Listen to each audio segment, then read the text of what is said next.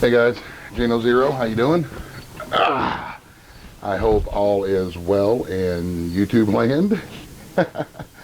Whatever part of the world that you are in. Figured we'd have an evening dessert coffee chat. We've been pretty busy around here with the end of summer stuff. Plus we've been doing a lot of fishing and we're getting into hunting season. We're dove hunting and squirrel hunting now, so holy crap, man. The first question that I want to answer was somebody had mentioned that they like the new mic, the audio sounds better now in my videos. What kind of mic is it? I don't know, man. It's a Pyle PDWM96 microphone. My buddy Bill, a good friend of mine, Bill from Bill and Rosa, I'll leave a link. He's a truck driver, and this is what he uses when he makes his videos for better quality audio versus what's on his camera, and to help me improve the audio excuse me, on my videos, especially some of the fishing videos where I have to be a little further away from the camera. He sent me this mic, and it comes he sent me a little, I don't know, like little Don King wig things or something for the mic that helps keep the wind noise down.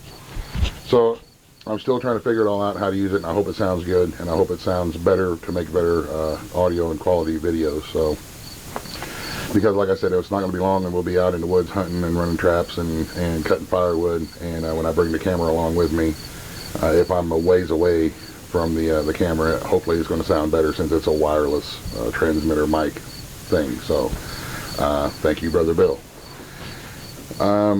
Now that we're getting into the end of summer, I want to talk a little bit about preparedness. Preparedness, anybody who's been around my channel for any length of time knows I'm a big fan and a big advocate of being prepared. Right now we are going to begin the process of preparing for winter. Out here where we live, the lifestyle that we live, a long, hard winter can be really tough if you're not ready for it.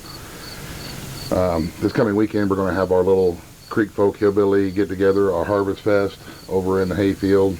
That's where all of us come together in the hayfield and have a bonfire and roast marshmallows and play some bluegrass music and thank the Lord that the hot dog days of summer and all the hard work of summer is over, and to help us look forward and get through the winter time. So we're going to be doing that this weekend, and we'll get a little bit of video of that whenever it happens. Uncle Buck's going to be coming to visit as well, so we'll have some good video while he's here visiting.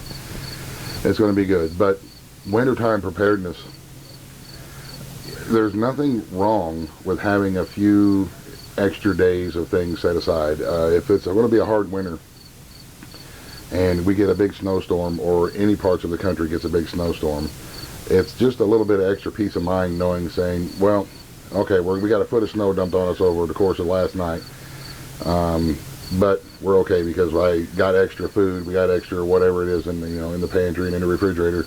I don't have to get out and try to deal with the snow. I don't have to get out and try to deal with the people who are, frantically trying to search for a way to get to the store to get stuff. It brings a little bit of peace of mind. Krista from the Big Family Homestead, Brad and Krista, they do their shows, and she put it a very good way the other night on their show, which is, it's like insurance. You have car insurance and you have life insurance, and you might as well have some food insurance, and food insurance would be making sure that you have a little bit extra in your pantries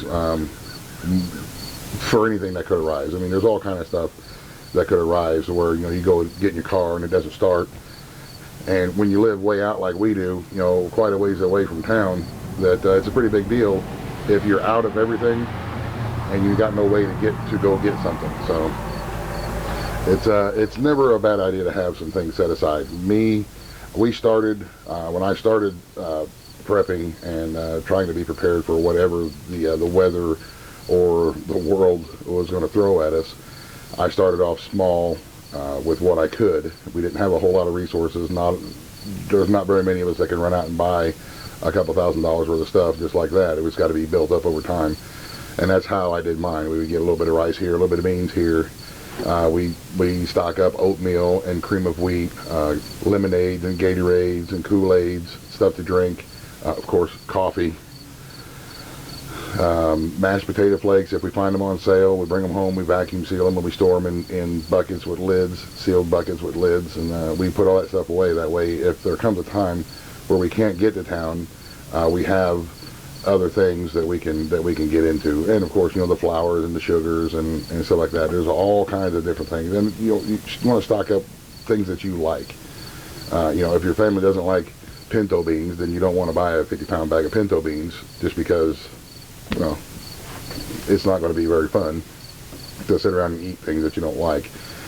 Which is one of the reasons why we stock up on drink powders, because water gets really boring after a while.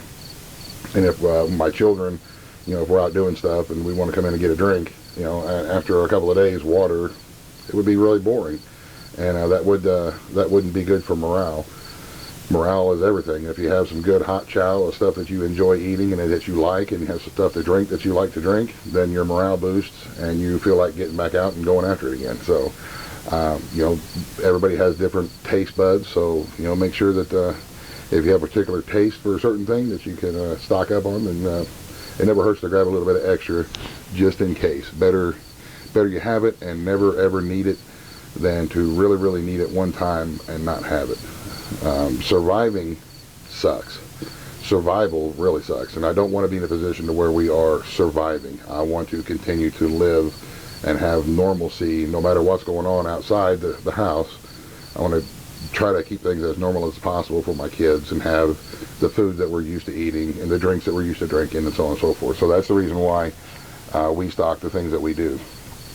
And it's going to be different for everybody. Everybody's an individual. And I am not an expert. I'm not any kind of prepperologist or any kind of an expert, you know, prepper guru dude. I'm just a dude. And these are things that I have learned with our situation and our family over the past years. You know, we've been making YouTube videos for about 4.5 years now, maybe a little more. But I've been living this lifestyle for close to 12 years now, I guess.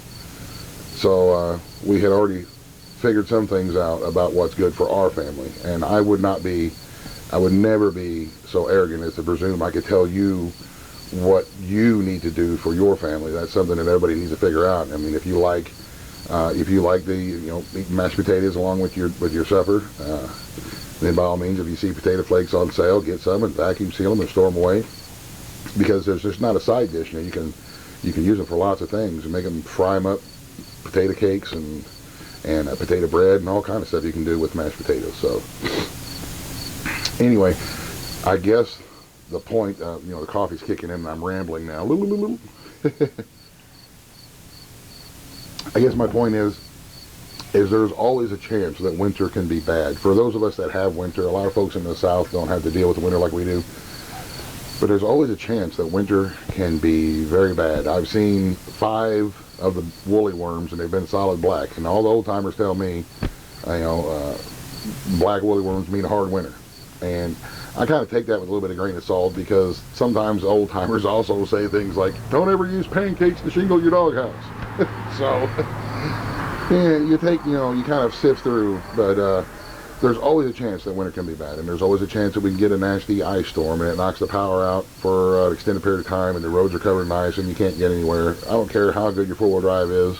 In our hills, where we live, in the hills and the mountains, you get a quarter-inch, half-inch ice on the roads, you're not going anywhere except in the ditch or over, you know, and it's not going to ever be good. So you're going to be stuck at home until it either melts or it gets cleaned up, which out here, it never happens quick. Food for thought. Winter is going to be on us before long. It's coming, thank goodness. I'm starting to notice a change in the sunlight, the color of the sun, and the length of the days. I know that the days are starting to get quite a bit shorter, noticeably shorter, and the sun is getting a little more orangey color to it, that autumn look. Trees are going to start changing, and so it's on its way, and it will be here before we know it. And if we're not ready for it, then it could cause some issues, and we don't like issues. So we're just going to avoid all that and try to be as prepared as we can. We're going to start doing some things, you know, to the barns for the critters and stuff like that, and we'll do videos about that. We're going to put a soffit on the barn and try to put a ceiling in there to insulate a little bit better where it holds more heat. And we're going to start working on this other little building to get our other rabbits in and out of the weather. They do okay under the tarp and under the thick vinyl, but it's always better to keep them out completely out of the weather if we can, which is our goal. So we're going to try to do that. We've got to get some more materials. and Lord willing, we'll be able to come up with that here soon and get that project going and finished. So other than that, hunting and fishing and doing some yard work and tending critters, fat and happy in the hills, and we're doing good. Thank you all very much for enjoying the videos and hanging out with us. We really appreciate it. It means a lot to us. I'll leave links to the channels that I mentioned, Bill and Rosa, Big Family Homestead, both excellent channels. I'll leave a link to the website, of course. And yeah, for now, I guess that's it. You guys have a great rest of the day. Thanks for watching. God bless. The end. Buzz, buzz. The end.